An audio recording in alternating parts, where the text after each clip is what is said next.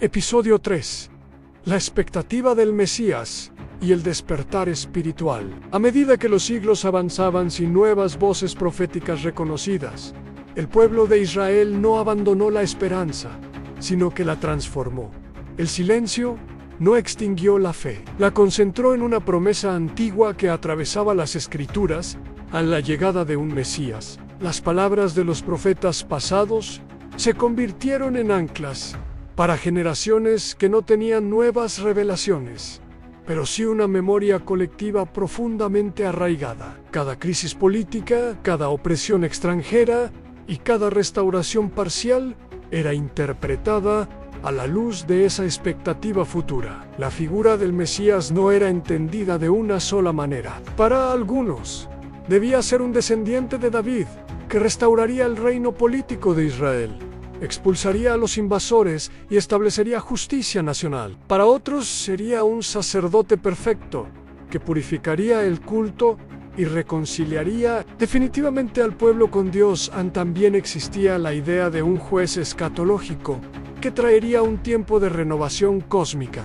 donde el mal sería derrotado y la paz prevalecería. Estas visiones coexistían, a veces en armonía y otras en tensión, reflejando la diversidad espiritual de la época. La dominación extranjera intensificó estas expectativas. Bajo los griegos primero y los romanos después, la sensación de pérdida de soberanía alimentaba el deseo de liberación. Los relatos de la liberación de Egipto y el reinado glorioso de David eran recordados no solo como historia, sino como precedentes de lo que Dios podía volver a hacer. El pasado funcionaba como profecía implícita del futuro. Si Dios había intervenido antes, podía hacerlo de nuevo. Durante este periodo surgieron textos y tradiciones que ampliaban la reflexión sobre el fin de los tiempos y el papel del Mesías. Escritos como los apocalípticos, aunque no todos fueron incluidos en el canon bíblico, circulaban ampliamente y ofrecían visiones simbólicas de la lucha entre el bien y el mal. Estos textos hablaban de batallas cósmicas, de la intervención divina en la historia y de la vindicación final de los justos. Su popularidad demuestra que la espiritualidad judía estaba lejos de extinguirse. Más bien, se estaba reconfigurando para enfrentar una realidad incierta. Las sinagogas adquirieron una importancia creciente. A diferencia del templo, que estaba localizado en Jerusalén, las sinagogas podían establecerse en cualquier comunidad judía, tanto en la tierra de Israel como en la diáspora. Allí se leían las Escrituras, se enseñaba la ley y se mantenía viva la identidad religiosa. Este desarrollo fue crucial, pues permitió que la fe no dependiera exclusivamente de un único santuario.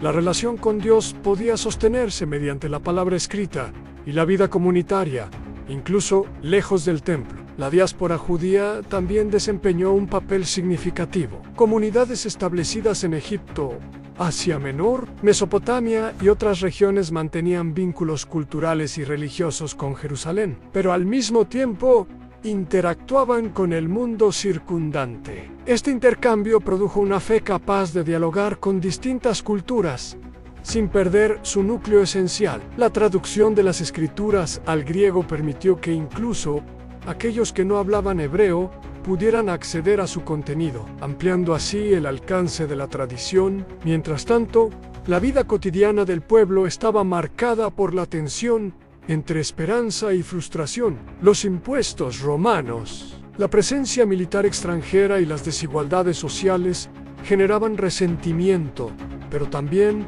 una expectativa de intervención divina. Muchos creían que el sufrimiento colectivo era preludio de una liberación inminente. Otros temían que la desobediencia nacional retrasara el cumplimiento de las promesas. Esta mezcla de fe, ansiedad y anhelo creó un clima espiritual cargado de significado. En el desierto, algunos grupos buscaban respuestas lejos de la sociedad establecida. Los esenios, por ejemplo, formaron comunidades disciplinadas convencidas de que vivían en los últimos tiempos. Practicaban rituales de purificación, estudiaban intensamente las Escrituras y esperaban la llegada de figuras mesiánicas que restaurarían el orden divino. Sus manuscritos descubiertos siglos después, revelan una teología compleja y una profunda conciencia de vivir en una época decisiva. En las ciudades, los fariseos enseñaban que la fidelidad a la ley